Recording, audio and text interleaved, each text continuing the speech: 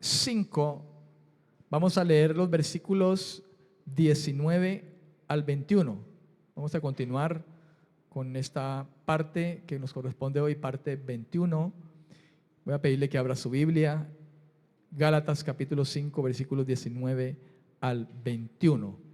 Voy a leer esos 3 versículos y vamos a ir continuando. Amén, amén.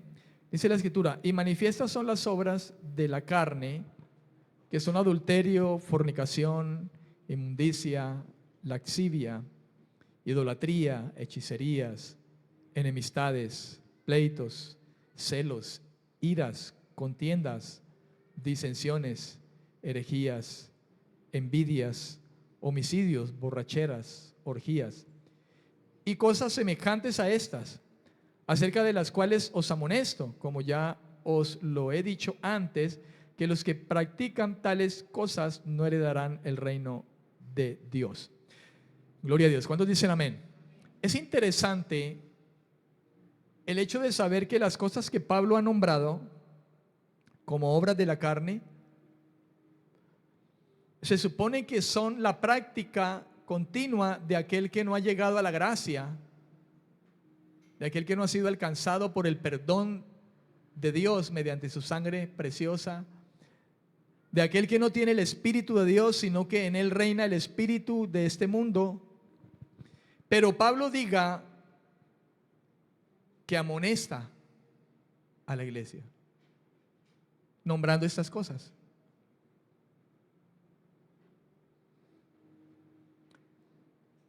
Dice Pablo: ya les he dicho antes, Gálatas, y note que le está hablando a cristianos, ya les he dicho antes que los que practican estas cosas no heredarán el reino de Dios. De alguna cosa, el que Pablo diga eso debe mover o debió haber movido a estos Gálatas a examinarse si realmente estaban en la fe o no, si habían nacido de nuevo o no.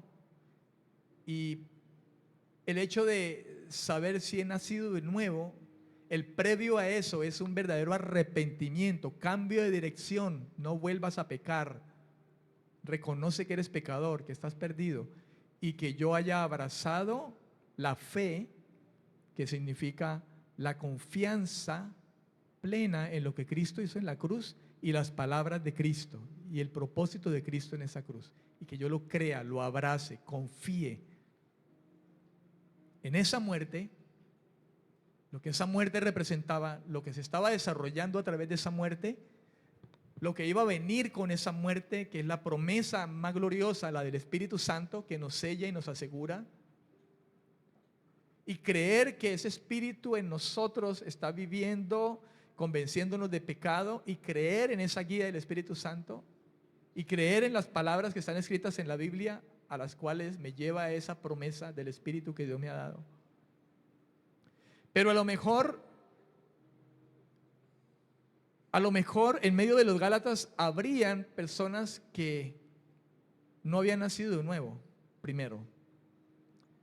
Segundo, habiendo gente que verdaderamente había llegado a la fe, estaban dándole más lugar a estas cosas. Quizá no estuvieran en orgías, pero estaban en contiendas, estaban en celos, estaban en enemistades,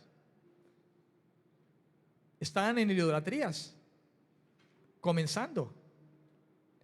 Pablo parece que por la misericordia de Dios fue enviado por Dios a temprano tiempo, antes de que fuera demasiado tarde, y quizá ellos pudieran ir más allá de simplemente las contiendas, las disensiones, las envidias, y quizá pudieran llegar a inmundicias, cosas más pesadas, por decirlo de alguna manera, lujurias, orgías. Pero note que dice: y cosas semejantes a estas. O sea que esta es una pequeña lista, hay muchas más. Dice cosas semejantes, parecidas. Parece que hubiese una larga lista todavía. Y dice: acerca de las cuales, de esas cosas, les amonesto. ¿Por qué les amonestaría? Si se supone que estas son obras simplemente de la práctica del pecador, que no ha nacido de nuevo, que no ha creído en el Evangelio, que a lo mejor dice que cree en Dios, pero a su manera. Y la manera pudiera ser como cree el diablo, que también, por cierto, tiembla. Y a veces el pecador ni tiembla, porque está completamente oscurecido, entenebrecido. El diablo quizá temblará porque sabe quién es el Dios al cual le fue infiel y quién fue el que lo sacó del lugar donde estaba.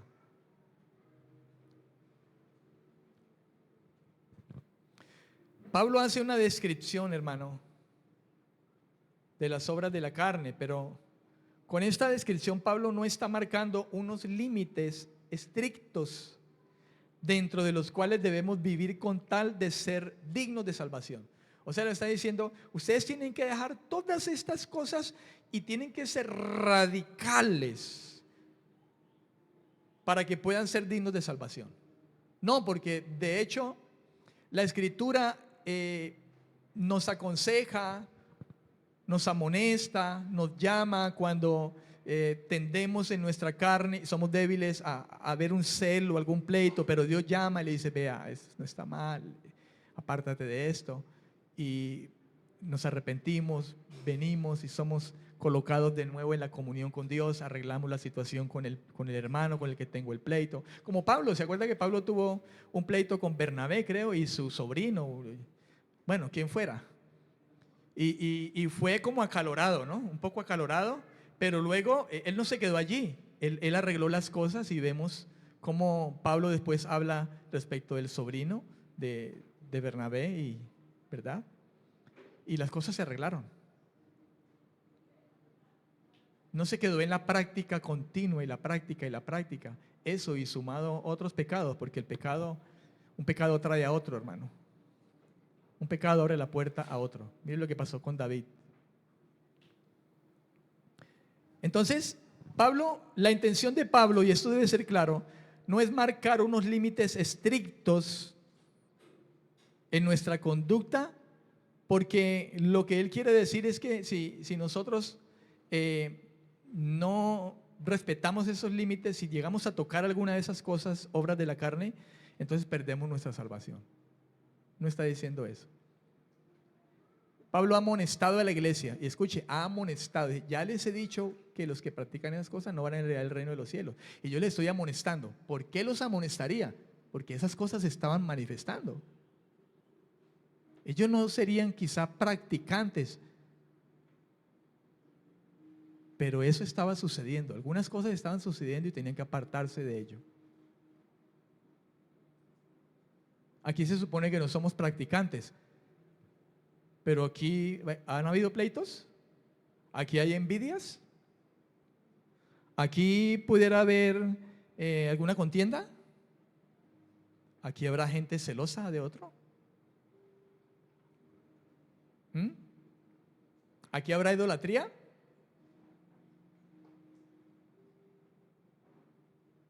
Dice, esas cosas no convienen. Esas son las prácticas de la gente que no tiene el Señor, pero les amonesto. Pablo los amonestaba con respecto de esto.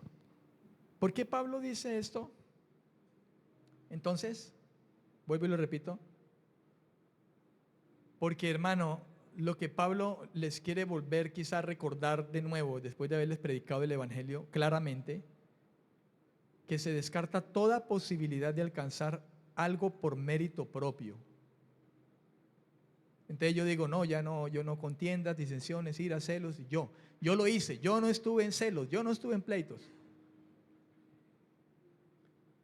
Se descarta totalmente el hecho de la posibilidad de alcanzar por mis propios méritos la salvación. Usted no va a alcanzar su salvación porque usted ya no, de pronto, si era una persona contenciosa, ya dejó de serlo, de alguna manera.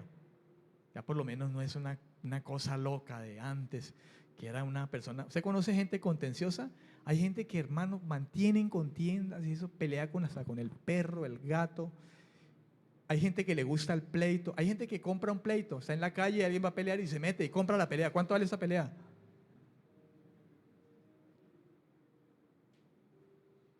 Entonces algunos dicen, no, es que yo no volví a tomar, no volví a bailar, ya no volví a estar en pleitos, y yo no volví otra vez a estar en envidias, y La idolatría la dejé, ya no estoy yendo otra vez allá a las imágenes, idolatrando. La lascivia, de alguna manera, algo que estaba aquí en mi vida y Dios me ha limpiado, Dios me ha apartado de esas cosas. Dios ha hecho una obra bonita en mi vida. Y entonces se describe como el hecho de que son mis méritos, porque yo ya no soy del mundo.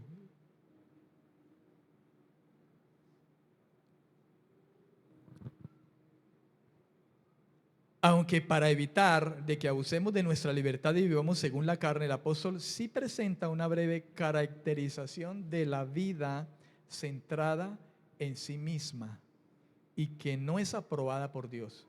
¿Cuál es la vida aprobada en sí misma? ¿Qué quiere decir eso? Pues que muchos solemos centrarnos en nuestra propia vida y por centrarnos en nuestra propia vida, entonces caemos en iras, caemos en celos, caemos en pleitos, caemos en envidias, caemos en homicidios. Como le decía ahora, quizá aquí no vamos a matar a nadie, literalmente con un arma, pero caemos en homicidios cuando estamos odiando a algún hermano, poniendo a un hermano de un lado, cuando no recibo a ese hermano, cuando lo desecho totalmente, sin razón, sin motivo, sin mirar las cosas. ¿Qué está pasando? ¿Por qué estoy desechando a este hermano? O sea, me cae gordo eso, tengo que amarlo, tengo que orar a Dios porque lo tengo que amar tal cual, porque si se trata de caer gordo, yo creo que todos les caemos gordo al Señor y aún así nos va a meter al cielo, porque todavía seguimos pecando de alguna manera.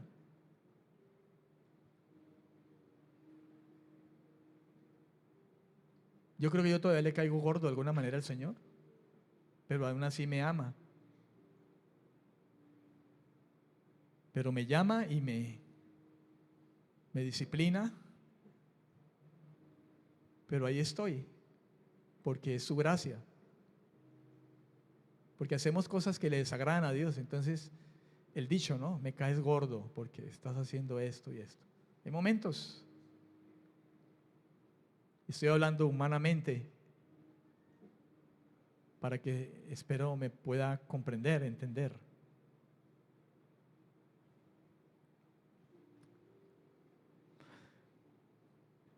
El apóstol, hermano, para evitar que abusemos de nuestra libertad viva y vivamos según la carne, el apóstol sí presenta una breve caracterización de la vida que se centra en sí misma y que ciertamente Dios no aprueba. Dios no lo va a aprobar. Somos hijos de Dios. Algunos dicen, no, yo soy el consentido, la niña de sus ojos, y se confían en eso para entonces pecar y comportarse como quiere, centrar su vida en sí mismo. Yo soy así, y así soy yo, y así he vivido, y así me enseñaron, y así aprendí. En lugar de enderezar nuestras veredas, porque si hay alguien que está constantemente enderezándonos es el Señor, porque cometemos errores constantemente. Errores que llegan por lo que vemos, por lo que oímos, y Satanás constantemente está queriendo torcernos de la verdad de su palabra. Y es que si el cristiano no se fundamenta en la palabra, entonces ¿qué cristiano es? Si digo que soy cristiano, se supone que soy alguien que sigue a Cristo, y si no sigo las palabras de Cristo y su consejo y su manera de vivir, su manera de conducirme, la manera como debo tomar las decisiones, como debo de hacer, como no debo de hacer, entonces ¿en qué estoy?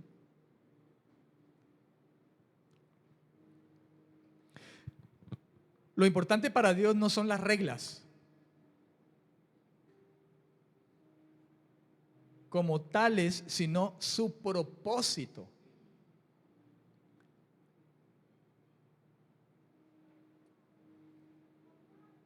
Su propósito. O sea, ¿cuál? La vida en amor. Y recuerde que amor nos lleva a obediencia.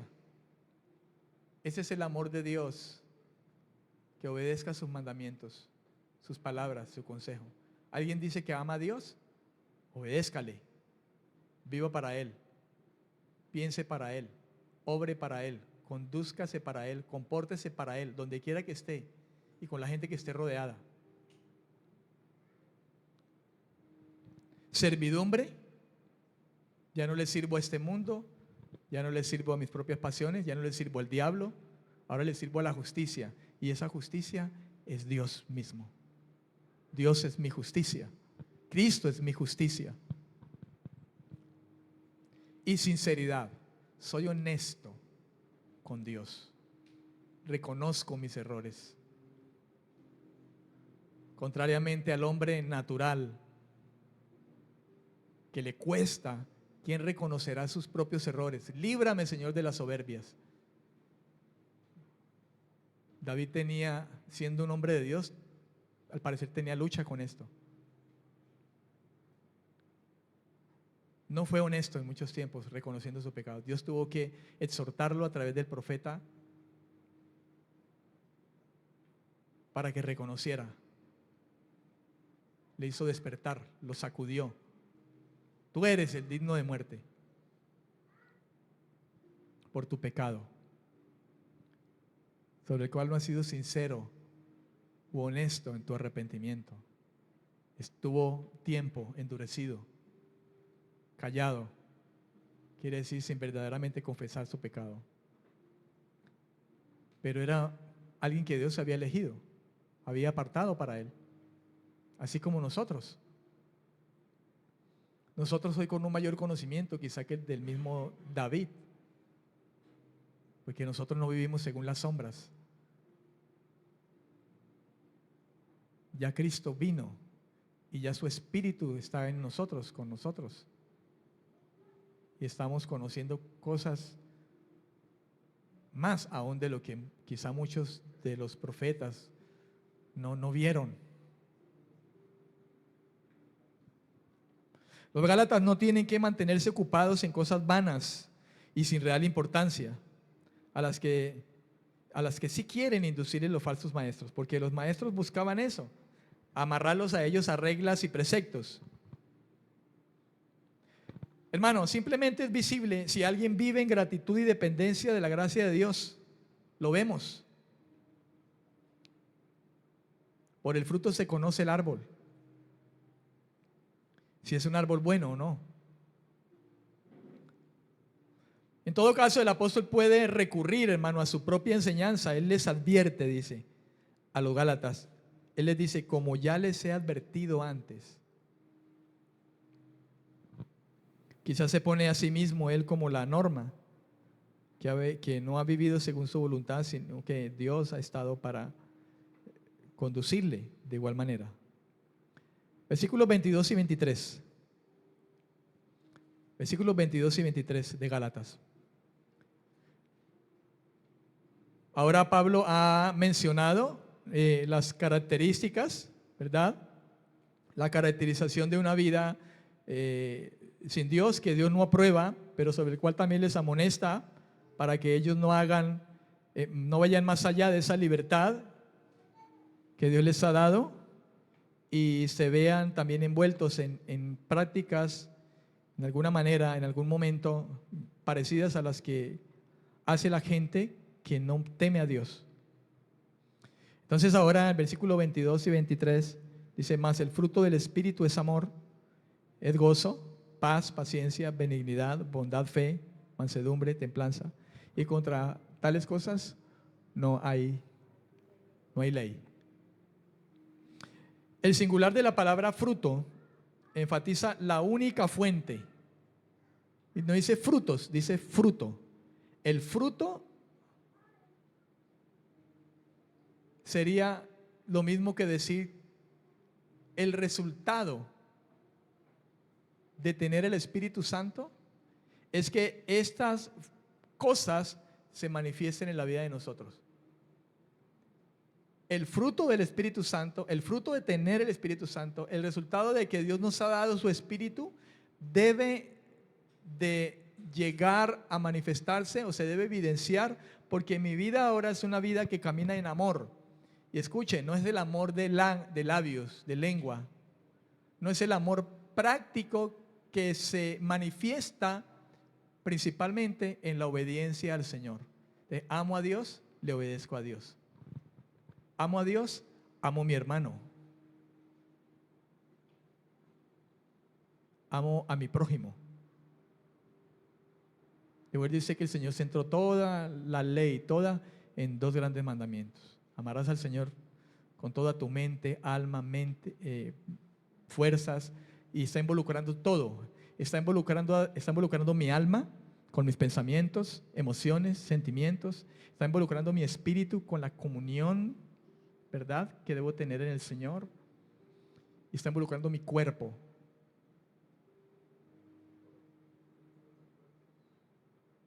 Yo amo a Dios con mi cuerpo. Entonces no someto mi cuerpo a cosas que no le convienen a mi cuerpo. Prácticas, malas conductas, malos hábitos. En todos estos aspectos de la obra del Espíritu se trata de que es Él a quien vemos actuar. Si en nosotros la gente ve gozo, si ve paz, paciencia, benignidad, si ve mansedumbre en mi vida, templanza, no es mío. Es producto que el Espíritu Santo está actuando en mi vida. Si veo en un hermano el amor, si veo la paz, si veo en el hermano la benignidad, si veo la fidelidad, que es fe, si veo que ese hermano es bondadoso, ese hermano tiene templanza, es manso, es paciente, lo que yo estoy viendo es la acción del Espíritu que está trabajando en él. Es el resultado de que el Espíritu está dentro de él y lo lleva a hacer esas cosas. No es una cosa de nosotros. Es el resultado de que dentro de nosotros Dios nos puso el Espíritu Santo. Aquellos que se dejan guiar por el Espíritu gozarán de esta disposición que describe el apóstol y cumplen la ley en su práctica de vida. En su práctica de vida, quien tiene el Espíritu y el fruto de tener el Espíritu es amor, pues si yo tengo amor, yo cumplo la ley, no como requerimiento de salvación, sino como producto de que Dios está en mi vida y Dios me guía a vivir la ley de Dios, que es espiritual, es buena, y la ley que refleja el carácter de Dios. Si tengo amor, entonces yo no le voy a hacer daño al hermano, no lo voy a envidiar, no le voy a robar, no le voy a mentir, no lo voy a engañar, no lo voy a codiciar, no lo voy a deshonrar.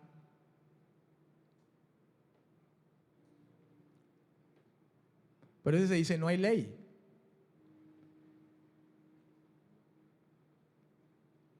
Estamos en la gracia, y cuando estamos en la gracia y el fruto del Espíritu está en nosotros, no hay ley. O sea, cuando dice no hay ley, no está diciendo que votemos la ley. Entonces el no robar, no matar, eso ya no sirve. Entonces podemos seguir matando y robando, porque como ya no hay ley, ando por el Espíritu, entonces peco, rezo y empato. No. Está diciendo es que ya la maldición de la ley o el requerimiento de la ley ya no es conmigo, porque la ley al pecador lo mata. Porque dice, el que haga estas cosas vivirá por ellas. ¿Quién las hace? Y si no las hace, entonces ¿va a vivir? No, va a morir por ellas.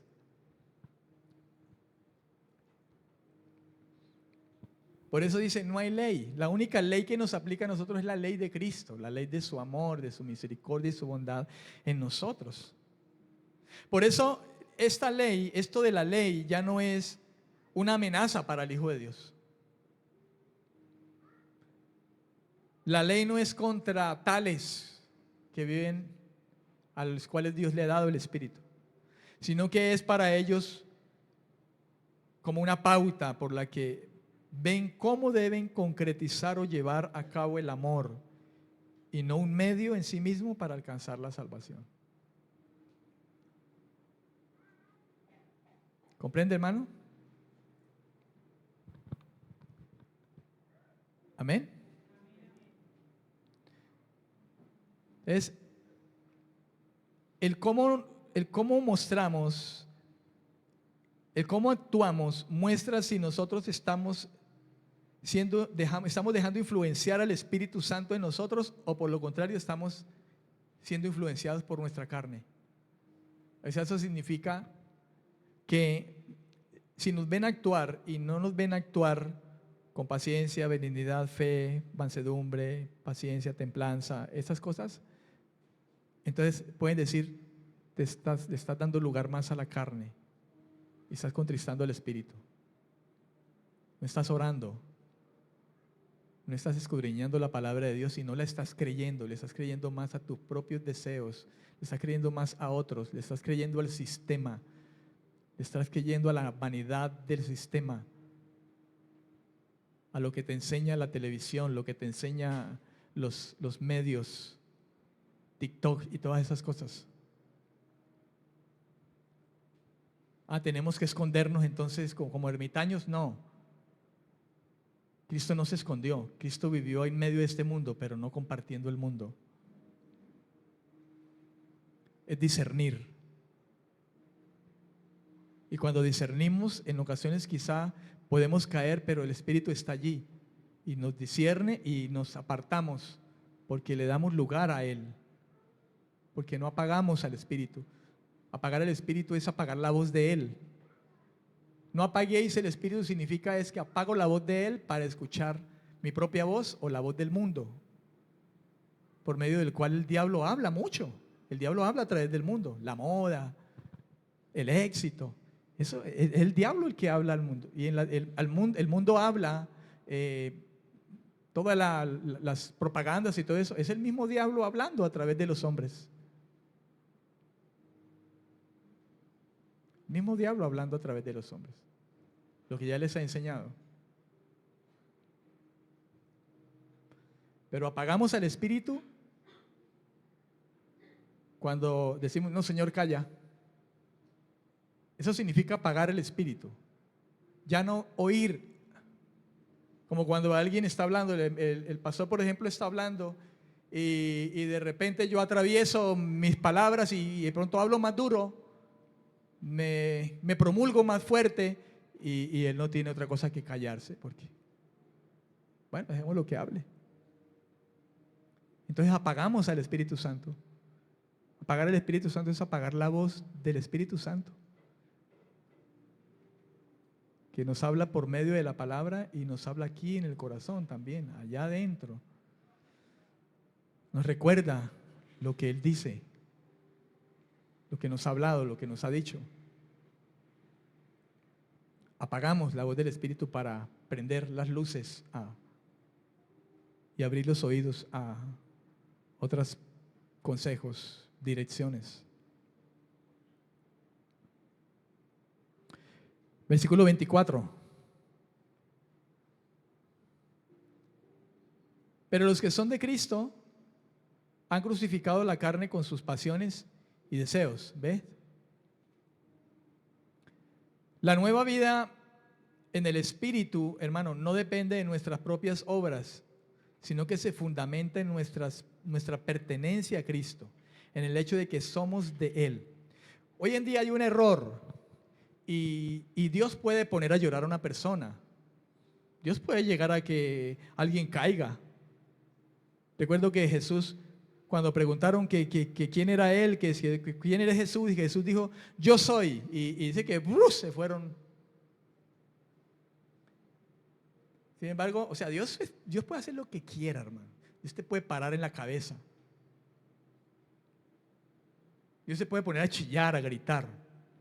Pero el asunto de esto es que esto se ha convertido en la emoción simplemente de la gente. Y confundir que el hecho de una vida en el Espíritu es vivir una vida de emociones, de temblores, de caer. Y no pasa nada en su vida. Comenzando yo en el Evangelio, a mí me ponían las manos y yo me caía ya. Y yo seguía en lo mismo. Y yo mismo medité en eso, bueno, y tanta caedera y qué. Señor, que yo quiero que usted me cambie, o sea, yo estoy cansado de estar cayendo y que venga, le pongo la mano y eso no funciona así.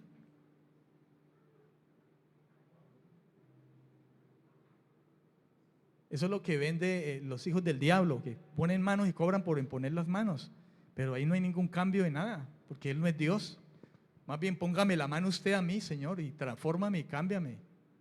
Pon tu mano sobre mí. tu poderosa mano, hazme vivir debajo de tu poderosa mano.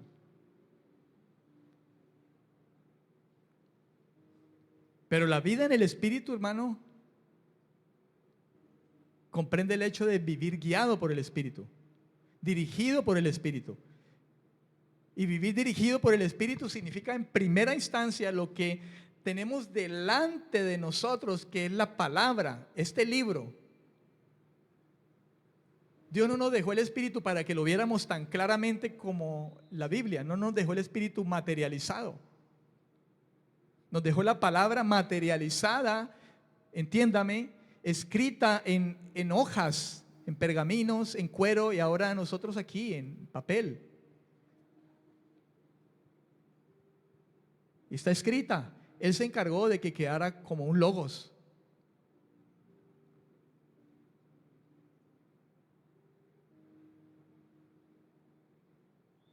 Y andar en el Espíritu es andar en esta palabra, porque ciertamente el Espíritu nos va a llevar siempre a la palabra. Esa es una primera evidencia. La segunda es el hecho de que el Espíritu dentro de nosotros nos habla. Él nos convence de pecado. Él está trabajando dentro. Él está en nosotros. La Biblia dice que Él está en nosotros. Que Dios trajo el Espíritu. Jesús dijo, yo me voy y no los voy a dejar huérfanos. Les enviaré el Espíritu Santo y estará en vosotros y con vosotros. Hay una realidad. Así como el diablo se le mete a muchos, el Espíritu Santo se mete. Él vino a meterse, es literal. Él vino a meterse en nosotros. Dentro de nosotros está el Espíritu de Él. ¿O vamos a creer que el diablo tiene el poder de meternos un demonio adentro y hasta hablar a través de nosotros? Y entonces Dios no va a poder meter su Espíritu en nosotros. No va a poder estar dentro de nosotros. Y hablarnos. Y oír la voz interior de Él hablándonos. Y siempre que Él nos habla cosas contrarias a esto. Por eso, entre otras cosas, parte del don de tener el Espíritu Santo es discernir entre lo bueno y lo malo, para que desechemos lo malo y sigamos lo bueno. En Gálatas 3:29 dice, y si vosotros sois de Cristo, ciertamente del linaje de Abraham sois, y herederos según la promesa. Somos de Él. La carne con sus pasiones y deseos, es decir, la búsqueda de lo suyo, de lo propio de nosotros, el egocentrismo, se veía afectada por el juicio emitido por la ley. Cristo, contrariamente, Cristo en la cruz llevó esta maldición hasta el final, al hacerse maldición por nosotros. Se hizo pecador por nosotros. Gálatas 3:13, recordará usted que ya lo vimos, dice: Cristo nos redimió, nos libertó, pagó el precio de la maldición, nos redimió de esa maldición de la ley, hecho por nosotros maldición, porque está escrito: maldito todo el que es colgado en un madero. La cruz determina nuestra existencia, hermano, y puede ser también el juicio de fe sobre nosotros mismos. La cruz, el juicio de fe, el buen juicio de fe sobre nosotros mismos, de que confiamos, porque valoramos la cruz. Cuando digo la cruz no estoy hablando del palo, el madero, estoy hablando de la obra de Cristo en esa cruz, lo que se hizo allí. El sabernos, hermano, crucificados, el entendernos crucificados con Él, unidos por la fe a Cristo. Porque en lo espiritual, cuando alguien llega a creer verdaderamente, en lo espiritual, en el poder de Dios que es espíritu, a eso es que nos lleva el Espíritu dentro de nosotros. A convencernos de que, aunque Cristo murió en esa cruz, ahí es como si hubiéramos estado nosotros y ya pagamos el precio allí. La justicia de Él nos fue puesta a nosotros. Nos convenzamos de esto. Por eso dice que el sabernos crucificados con Él, unidos por la fe a Cristo. Es la misma realidad que en Gálatas 3:25, que dice, pero venida la fe, ya no estamos bajo ayo. O sea, ya no estamos bajo la ley. La ley simplemente nos estaba guiando. Pero estábamos dependiendo de la ley. Éramos esclavos de la ley.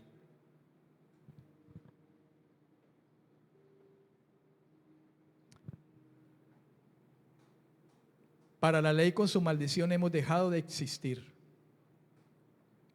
Versículo 25.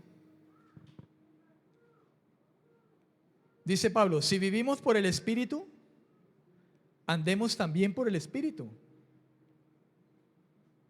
Vivimos por el Espíritu, andemos por el Espíritu. La vida nueva, hermano, la vida nueva llega cuando Dios nos da su Espíritu y trae la vida de Él mediante su Espíritu, porque el Espíritu da vida. Su Espíritu, Él es vida. Cristo dijo, yo soy la vida. Dios es vida, el Espíritu es vida. El Padre es vida, el Hijo es vida, el Espíritu es vida. ¿Qué ha hecho Dios al habitar en nosotros? A levantarnos de los muertos por nuestros pecados. Él nos dio vida.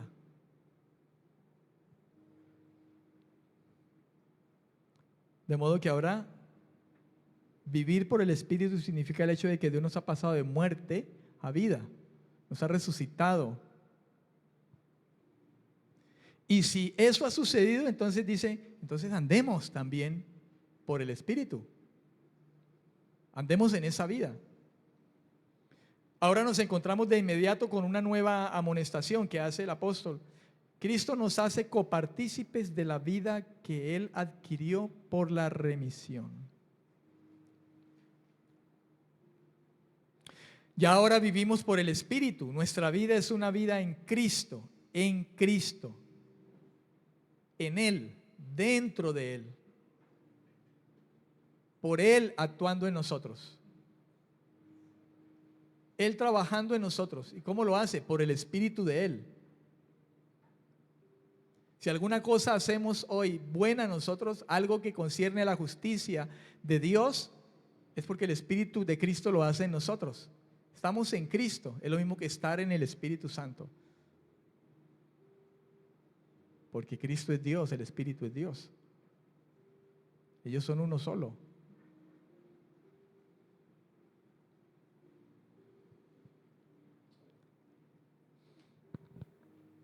Nuestra vida es una vida en Cristo en libertad. Libertad del pecado, libertad de la maldición de esa ley. Aún así, hermano, tenemos que luchar continuamente contra todo lo que se centra en uno mismo, o sea, contra la carne. Contra la carne. En Romanos capítulo 7, versículos 20 al 23, Romanos 7, versículos 20 al 23, dice, y si hago lo que no quiero, ya no lo hago yo, sino el pecado que mora en mí.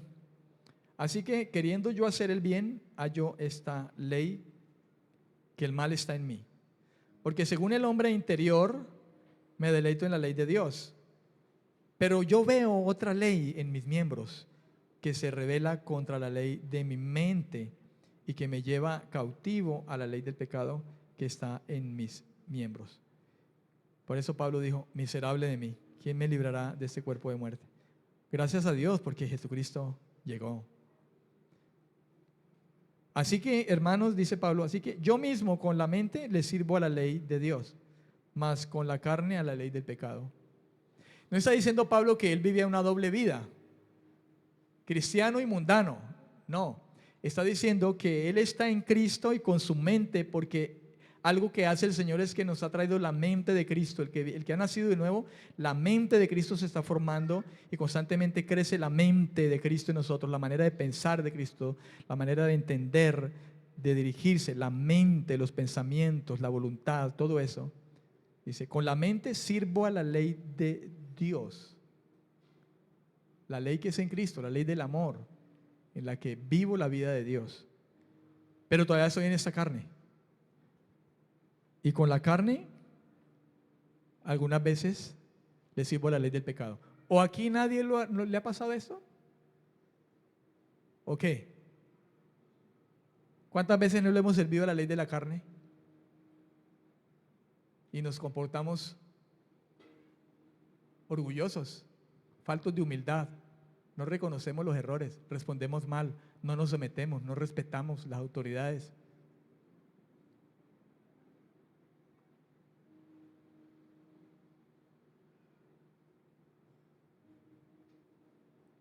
Le servimos con esta carne la ley del pecado.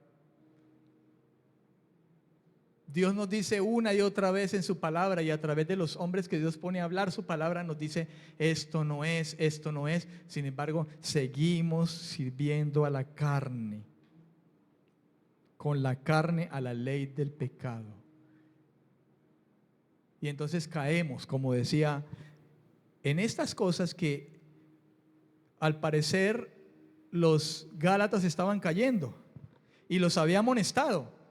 Porque como le estaban dando lugar a la carne, quizá en la mente había sido transformada por el Señor, pero ellos habían estado un tiempo y los falsos maestros habían ganado de alguna manera algún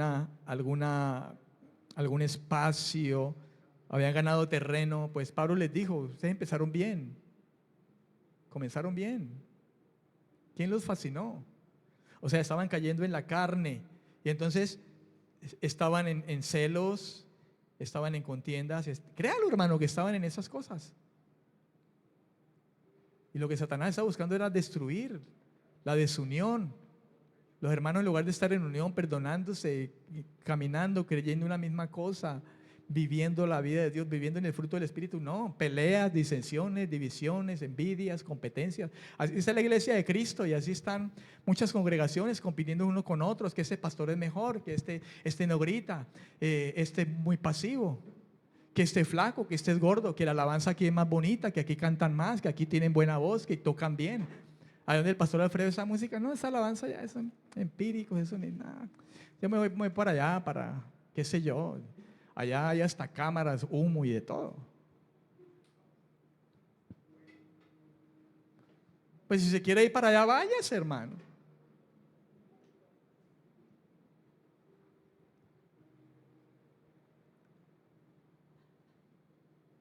Porque así hay gente tonta, hermano, detrás de hombres. Pues si definitivamente este hombre que les predica no les predica verdad, y usted tiene la Biblia, léalo, así como los cristianos de Berea miraban a ver si era verdad, y está enseñando barrabasada el pastor, corra entonces, hermano, de aquí, o corra de la congregación donde esté, donde se haya metido.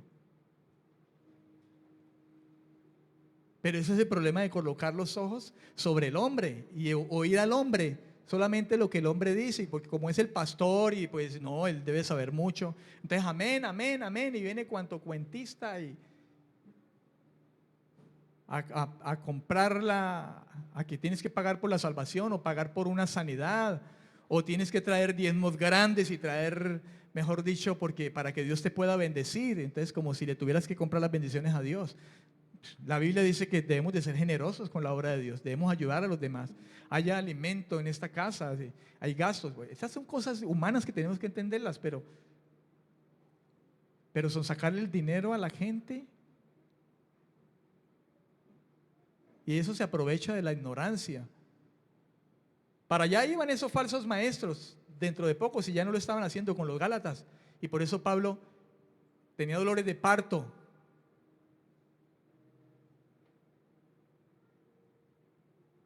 Porque Cristo se formara en esos Gálatas y comprendieran y discernieran, no le dieran lugar a la carne. Vamos en el versículo ¿qué? 25. Colosenses 3:3. Pablo hablando a los colosenses de un aspecto similar. Usted creo que ha escuchado ya alguna vez, lo recordará, esa mención del apóstol Pablo, capítulo 3, versículo 3, a los colosenses les dice: porque habéis muerto. y vuestra vida está escondida con Cristo en Dios. Está escondida con Cristo en Dios.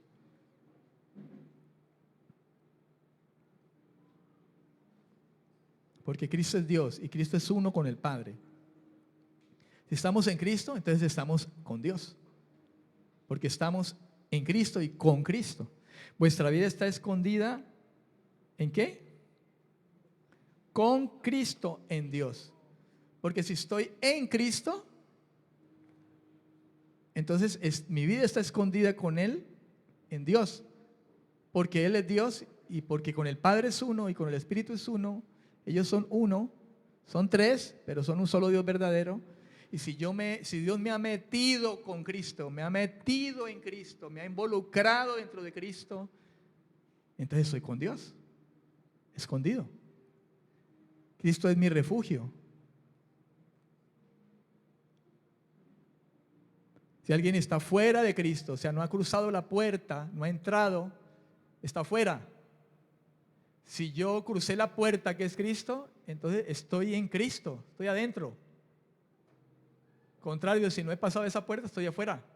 Entonces mi vida no está escondida con Cristo, está escondida con el diablo y en el mundo. Pero si atravieso la puerta y paso por la puerta, y entrar por la puerta requiere arrepentimiento y fe. La Biblia dice que muchos no entraron por la puerta, se saltaron. Sí.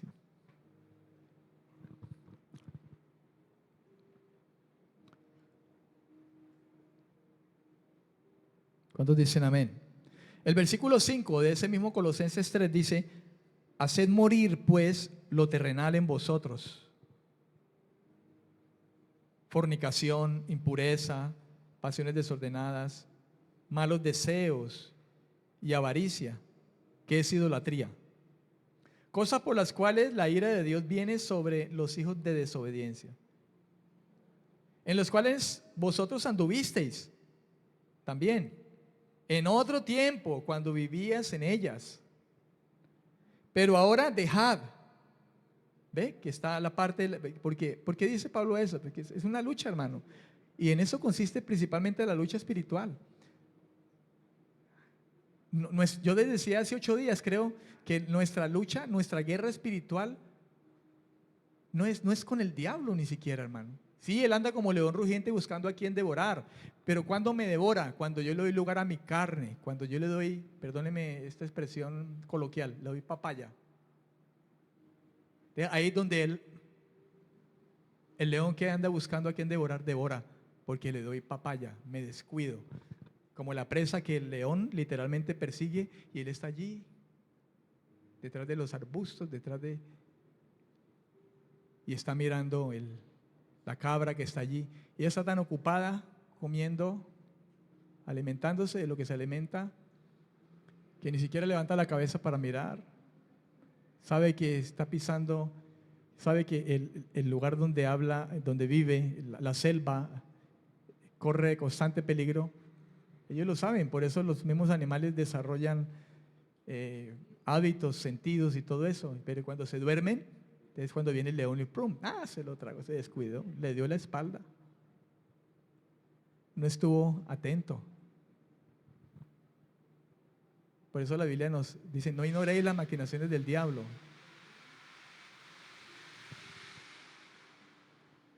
Nos dice: dejen. Pero ahora dejad también vosotros todas estas cosas. Le está diciendo a la iglesia: dejen. ¿Ya qué está pasando? ¿Cómo así que dejen? ¿No se supone que nacieron de nuevo?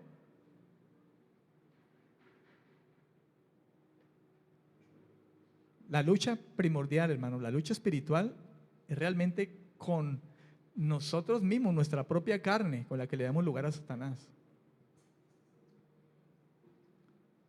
Lógico, no ignores las maquinaciones y el trabajo que el diablo constantemente hace para seducirte con el mundo, con las palabras, con la gente.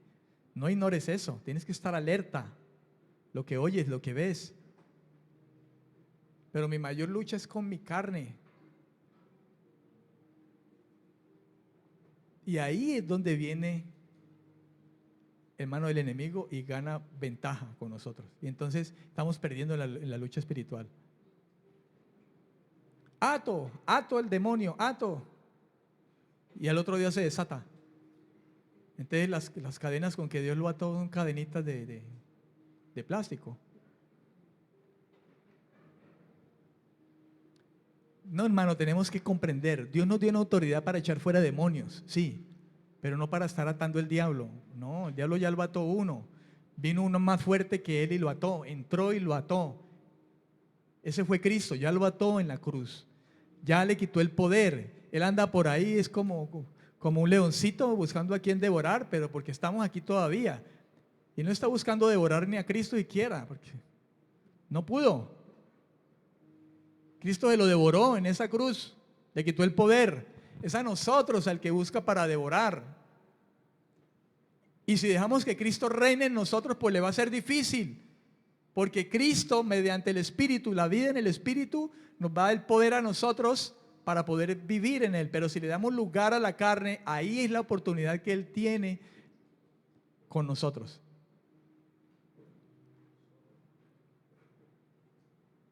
De modo que no se trata de ato, ligo.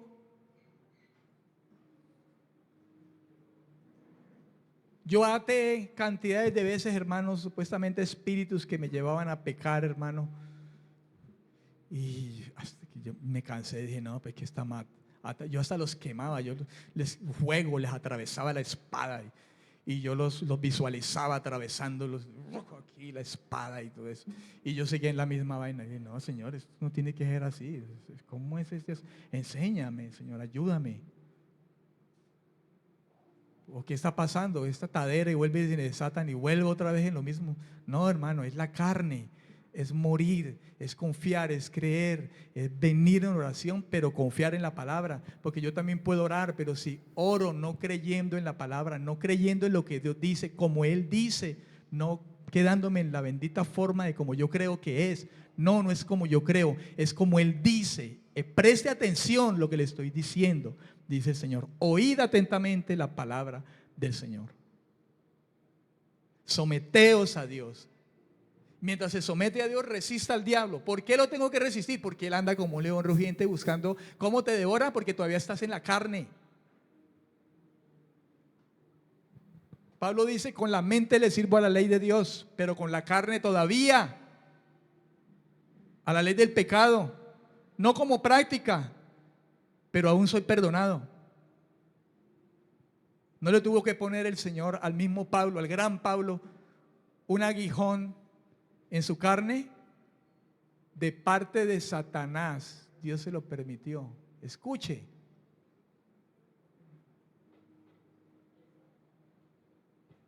Para que lo abofetee. ¿A quién usaba el Señor para mantener a Pablo a raya? ¿A quién usaba?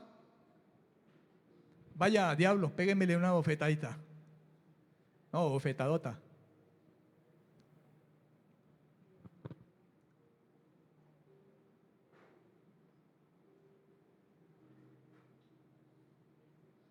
Porque a veces, hermano, Dios puede permitir que seamos sacudidos. Nos guarda. A Job le permitió que Satanás le sacudiera. Job es mío.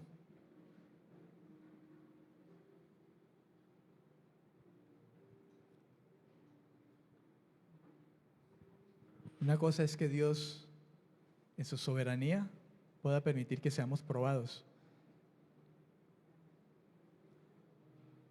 Otra cosa es que Dios nos tiente con el mal. Él no lo hace.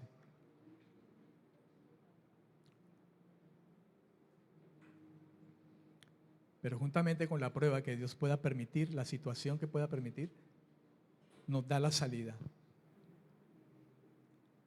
Amén, amén. Versículo 26, no nos hagamos vanagloriosos, irritándonos unos a otros, envidiándonos unos a otros. El término vanagloria es kenodoxos, que denota el afán vano de notoriedad de uno que se considera de importancia y que quiere destacarse. Dice, no se hagan vanagloriosos.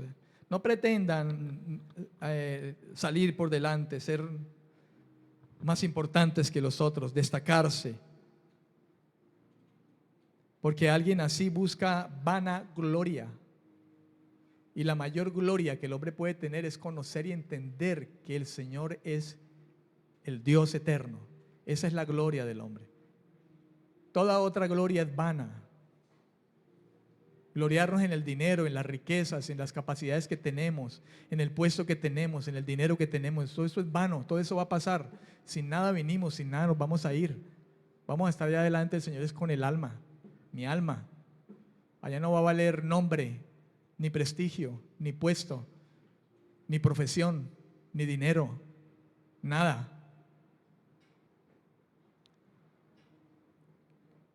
Dice, irritándonos. En el griego procaleo, que significa llamar afuera, agitar, provocar. Dice, no se provoquen. Llamar afuera es como sacar a pelear. Bueno, a ver, sálgame al rueda pues. Provocarse, ¿no? Llamar afuera, salga. No hagan eso.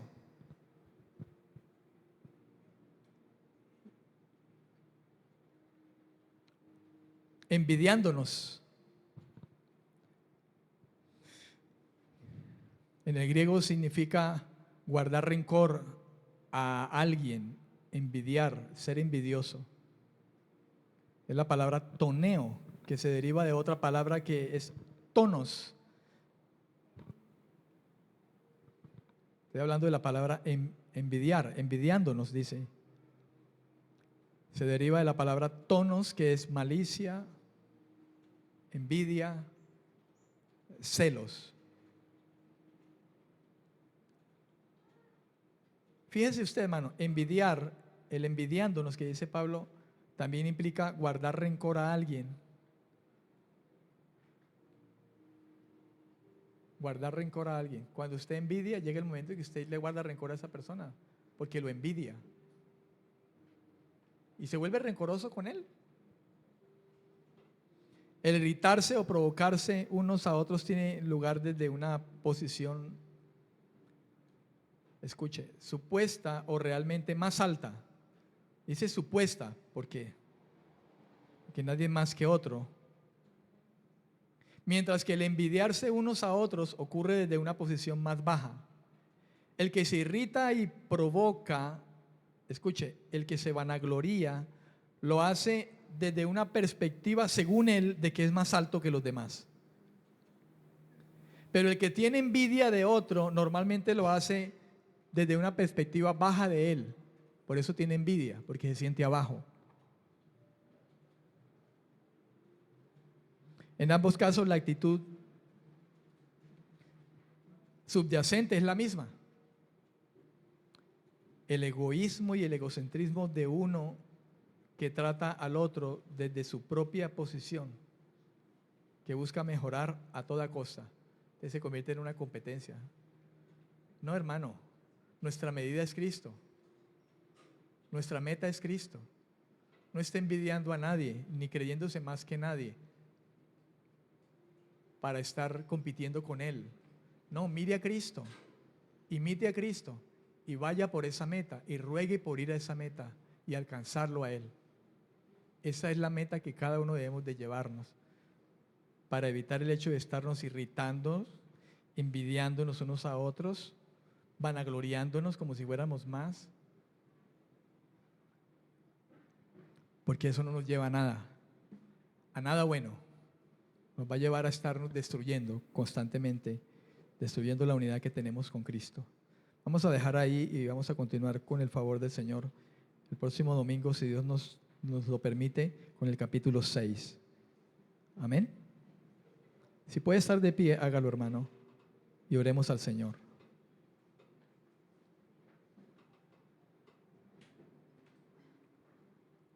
¿Cuántos dicen amén?